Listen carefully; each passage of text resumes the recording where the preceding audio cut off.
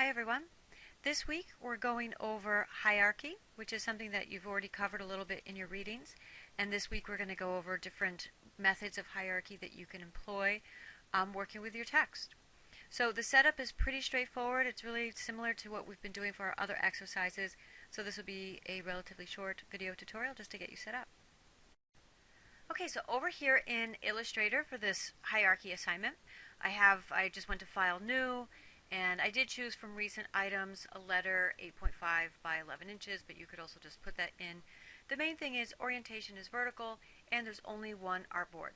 So I'm going to click Create. And if you notice on the example that I gave you for this week, one thing that is a little bit different is that we have a background color. And the boxes, they're white boxes, and that's just like we've been creating all along, except for there's no stroke. And the way that we get the contrast is by having a different background color. So we can do that just in the same way that we've created all of our boxes with color.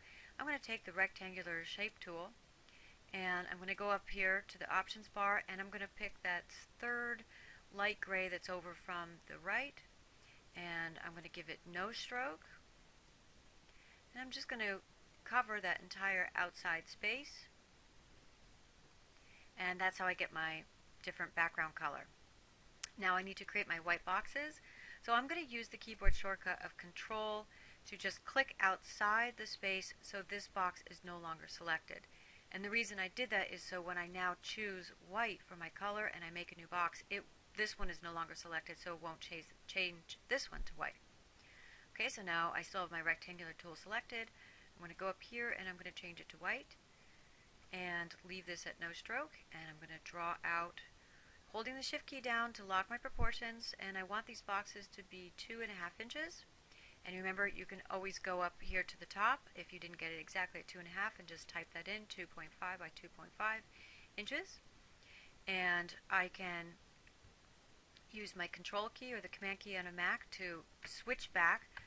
So I can go back and forth between the rectangular tool and the selection tool by using that tool, and then holding also the Alt key down to be able to duplicate this. So I can click and drag, and I'm just going to move this one over a little bit, and then I'm going to duplicate this one, Alt and Control or Command if you're on a Mac, and drag that over. Alright, so what you guys need to do is you need to have a setup with 9 of these white boxes. You should use your rulers and use your guides and the regular guides and the smart guides to get a nice grid set up like this. So you want to have even spacing between them, and you want to have them all level, and you want to have enough space underneath so that you can describe right in with text what kind of hierarchy you used. So for example, this first one has no hierarchy. We've already talked about the text tool, but this is more like paragraph text that we're using. So when we've used text before, it's just to create one letter. So we just click and we can get something in. But you could also use the text tool by creating what's called a bounding box. So I'm actually going to click, holding down my mouse. I'm dragging and I'm getting a bounding box. And now all that type that came in, I can reshape it. I'm holding the control key down to get that arrow selection tool. I could reshape it, and so this is kind of like a cool feature.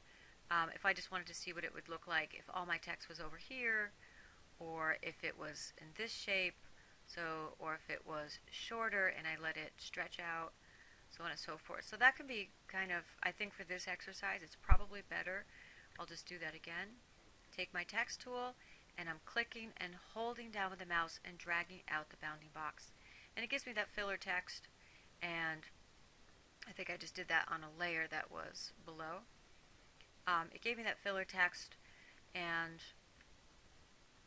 just do that again. As soon as I start to type, as you guys know, that text is going to go away. Alright, so you need to find some text, something like an exhibition announcement that has 9 lines of text, or you can just completely make it up like this. And then following the exercise, I want you, for the first ones, the first one should have no hierarchy, and then the next 4 should just use one of the methods of hierarchy. Don't follow exactly the example I have here, please.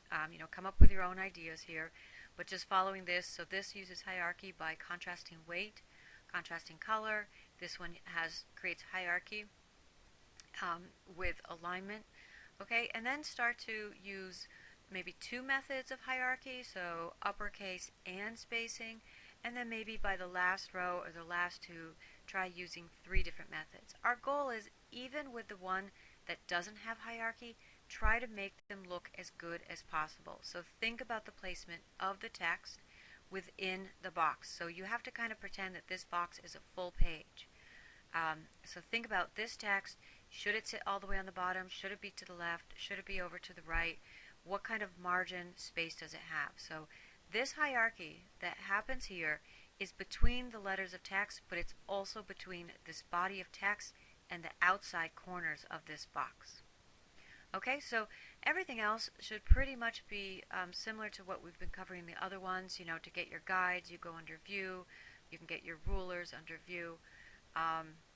You're welcome to work with the layers if you want to, but you don't have to. I did create my background on one layer, and then I created a new layer, and I put my boxes onto a separate layer. So that's my background is on layer 1, and my box is on another one. But if you want to work all on one layer, you can. So that's pretty much it. Let me know if you have any questions.